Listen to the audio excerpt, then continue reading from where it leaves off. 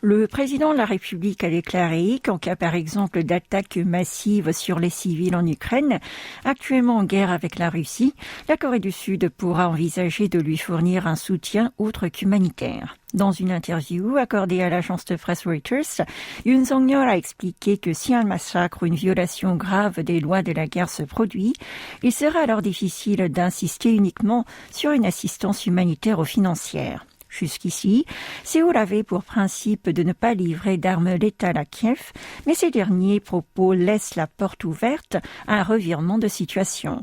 Pourtant, un responsable du bureau présidentiel de Yongsan a affirmé qu'il était encore peu probable que le gouvernement sud-coréen change de position, car plusieurs conditions doivent être satisfaites. Par ailleurs, le chef de l'État a indiqué que pour faire face à l'éventuelle attaque atomique de Pyongyang, il faut un moyen de dissuasion élargi, plus puissant que le déploiement d'armes nucléaires américaines dans les pays membres de l'OTAN. Il a ainsi évoqué le partage de données nucléaires entre la Corée du Sud et les États-Unis et la planification conjointe de la gestion des actifs stratégiques.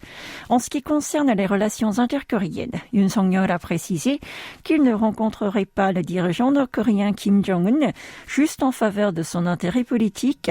Il a cependant répété que la voie du dialogue est toujours ouverte.